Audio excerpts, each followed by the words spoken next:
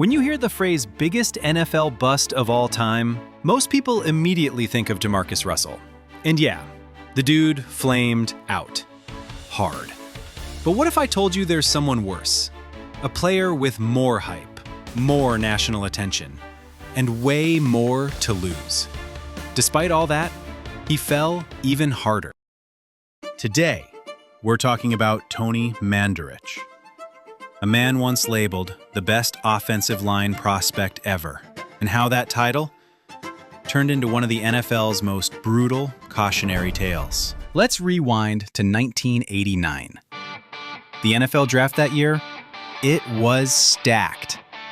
Barry Sanders, Deion Sanders, Derek Thomas, 4 future Hall of Famers went in the top 5. And what did the Packers do at pick number 2? They passed on all of them and took Tony Mandarich. Not a quarterback, not a receiver, not even a flashy name, an offensive lineman. But not just any lineman. Mandarich was a physical freak. 6'6", 315 pounds, ran a 4.6 40, bench pressed over 500 pounds. He looked like a chiseled monster. Sports Illustrated called him the Incredible Bulk. Mel Kiper Jr. said he was the most physically gifted lineman ever. There were red flags. Whispers about attitude and steroids. But the hype was louder than the concerns. Tony didn't seem like a player. He seemed like a myth. Then he got to the NFL, and the myth, it fell apart. Mandarich held out of training camp, showed up late, and when he finally took the field, he got exposed. He wasn't dominant, he wasn't solid, he wasn't even average. He got pushed around, outworked, embarrassed. Teammates didn't like him, coaches couldn't reach him. In 3 years with the Packers, he never played a full season. Never made a Pro Bowl. Never lived up to any of it.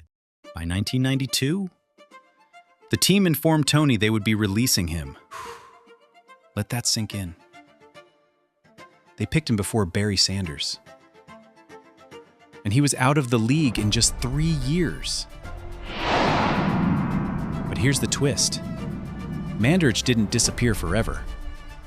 3 years later, he came back, signed with the Colts, started games, held his own.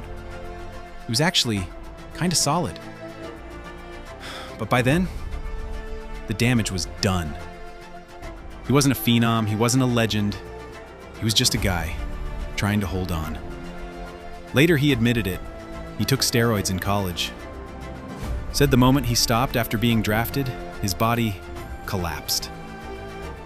He battled painkiller addiction, alcoholism, he faked injuries, lied to coaches, sabotaged his own career. It wasn't just physical, it was mental. He wasn't ready for the spotlight. Eventually, he got clean, rebuilt his life.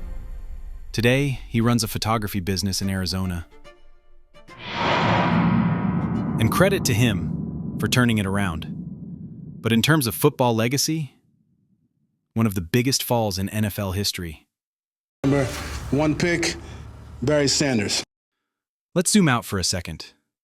The Packers passed on Barry Sanders, 4th all-time in rushing yards.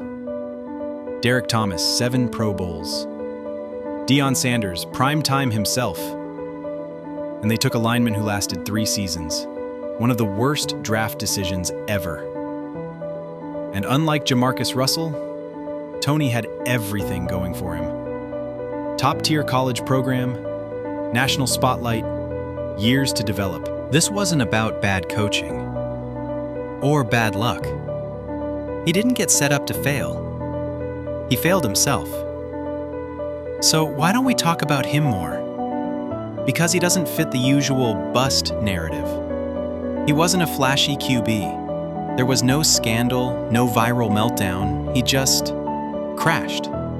Quietly. Completely. He came back, owned his mistakes, got clean, rebuilt. And that's great. But still, when it comes to pure hype, to expectation, to the distance between who a player was supposed to be and who they became, no one felt like Tony Mandarich. So next time someone says Jamarcus Russell is the biggest bust ever, stop them. Ask them if they've heard of the guy who looked like Superman, played like Clark Kent, and fell harder than anyone before or since. This is the story of Tony Mandarich, the greatest can't miss, who missed everything.